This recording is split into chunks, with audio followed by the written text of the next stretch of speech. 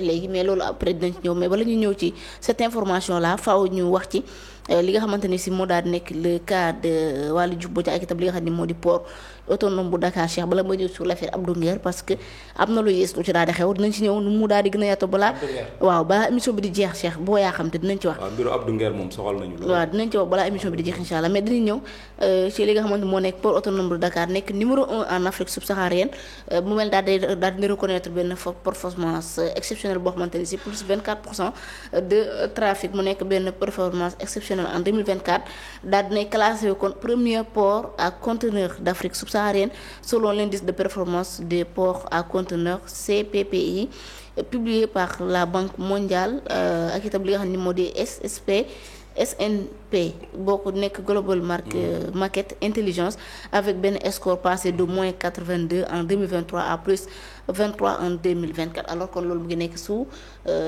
la règne de sous le règne boobu de Waly Diouf Bodiang il faut aussi féliciter Waly pour cette performance qu'il a fait ah Cheikh.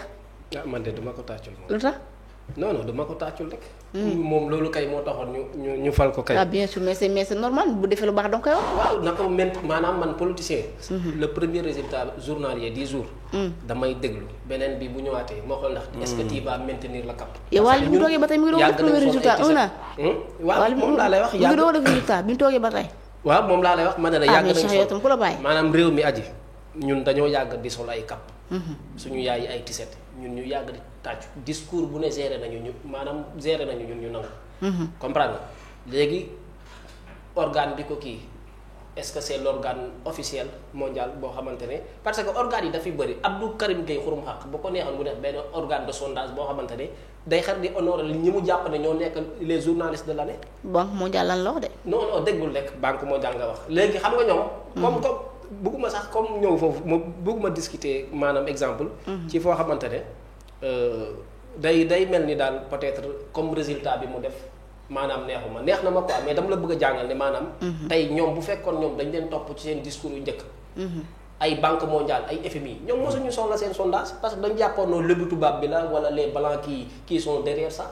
lu tax jëluñu benn maanaam institut de sondage africain boo xamante ne comme ñoom dañ ne ay taalibe kii lañ kooku noonu dëkk fële Burkina Faso.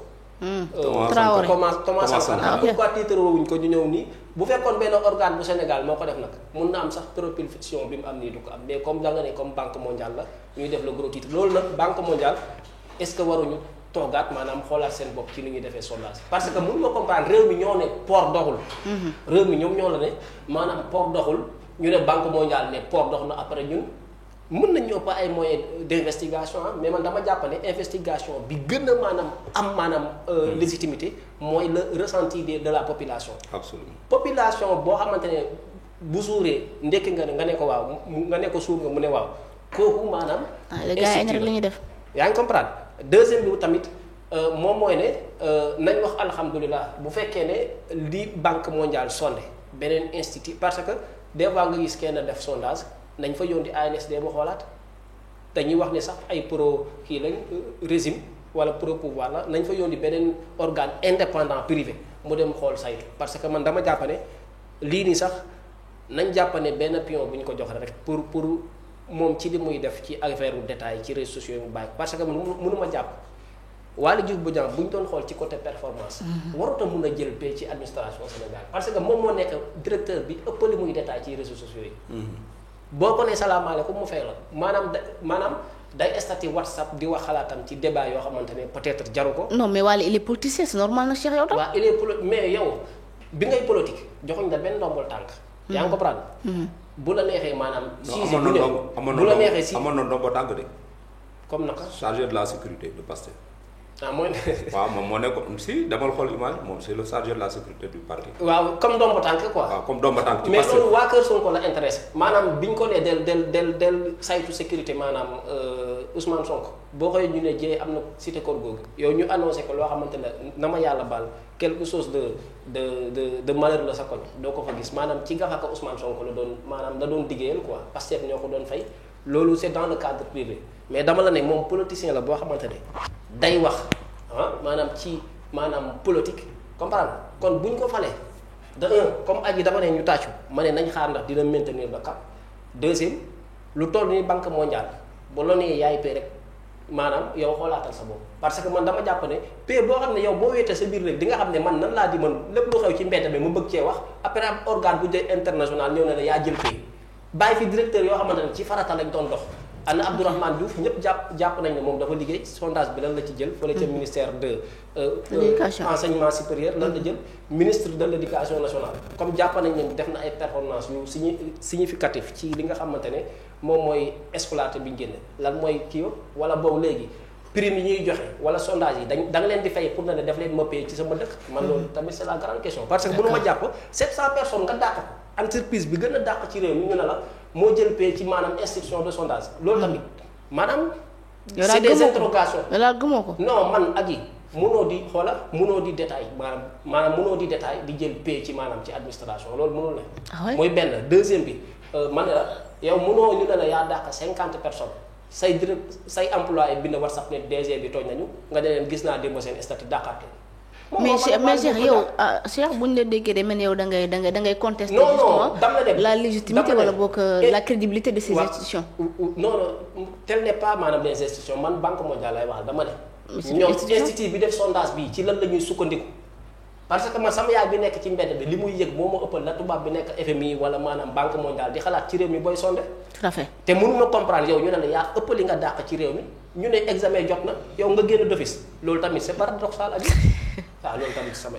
merci alors Thione sur port bi nga xam ne actuellement daal nañ actuellement ñoo nekk premier conteneur de l'Afrique subsaharienne ban jàngat nga def justement alors mu nekk performance yoo xamante ni si mu ngi am ci jamono yi nga xam ne waa Ly Diouf Bodiang Mor chance am la nag il faut ñu nangu ko parce que lii bi muy am boobu moom moo nekk au pouvoir. waaw xam nga wokk ba daje gëstu la bala liñ naan am na ko olof yi di jàngate. maanaam peut-être il a été au bon moment. à la bonne période. mais ba tey il faut relativiser. waxuñu ni le port autonome de Dakar est le port le plus performant sur le plan économique waxuñu loolu de.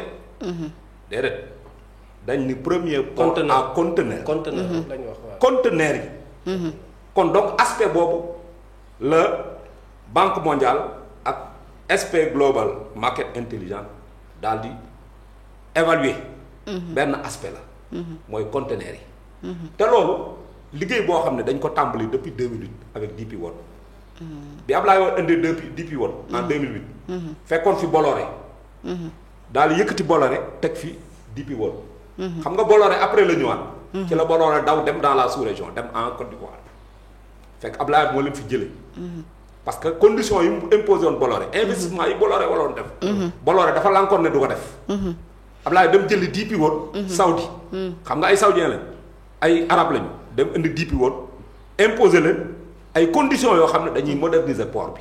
d'accord journal Les Échos comme DP World moo déclenché modernisation port Dakar en 2008. donc une seconde journal Les Échos bu ñu ko régime mënee tegal après moom mu daggal ñu ko tegal ñu partie bi wax ci wàllu woowu noonu après ça sera intéressant alors continue. waaw léegi kon donc c'est une constatation qui confirme les investissements qui ont été faits par le Sénégal depuis 2008. donc sur deux décennies. pendant 20 ans Sénégal mi ngi liggéey résultat yi ñu ngi doon commencé génn. en 2024 d'ailleurs le rapport où cette consécration ne concerne pas l'année 2024. 2025 2024 la wax donc 2024. waxuñu 2025. tout à fait mais xam nga contradiction fi mu nekk tey ñëpp a xam ni port sur le plan économique li mu daan dugalatu ko. loolu ANSD moo ko wax nee na l'activité portuaire a baissé en 2023 2024 loolu rapport ANSD moo ko wax ñun waxuñu ko. moo ni l'activité portuaire les rentrées que le port les recettes que le port a ont baissé moom il a dit le contraire et pourtant ANSD c'est une structure très respectable. tout à fait moo ni y a une baisse d'activité au port de Dakar. beneen indicateur mooy nga dem sur place. ña fa doon liggéey tu as limogé tu as licencié 700 employés. am na ñu muy remplacer nag instant yi di jël di remplacer par ses propres. oui kon dafa am ñu mu dàq am ñu mu remplacer. dégg naa mi ngi recruter ci suuf. ay non loolu dëgg la dugal na 50 personnes. 50 personnes suuru Touba bi am na ñu doon màggal Touba ñu oo leen ne leen place yi disponible la ñu bàyyi màggal bi demaat port loolu moom dëgg la moom. donc il est en train de procéder à un remplacement ñi mu daal ñëpp ñu leen di remplacer ndànk-ndànk mais quand même benn facteur rek boo ko benn indicateur boo ko jëlee mooy ça ne peut pas être une performance mënoo egg si fekk nit ñu am ay CDI ak ay CDD nga licencier leen ça veut dire que tu es en train de créer quand même une crise sociale tu crées un drame social dans la boîte les gens ne travaillent plus il y a plus d'activité parce que 700 personnes fu ñu jógee ci boîte naturellement mais boîte boobu mënatul dox comme moom daan doxee dañu waxante dëgg le nombre de navires qui arrivaient à Dakar a diminué le trafic portuaire a baissé drastiquement selon le rapport de l'ANSD donc ça veut dire que li ñu évalué nii benn aspect la ci port bi mooy les conteneurs tout à fait pourquoi parce que effectivement on a investi investissement yi dafa porté woon ci ay grues yu bees dañ jënd ay grues yu bees indi te loolu depuis wat boo ko defoon dañu def extension des aires de stockage maanaam dañ créer ay aires de stockage yu bees daal di gasaat port bi defaraat ko loolu c'était vers les années 2021 2022 daal di tabax le port de Sendou léegi ñu livré ko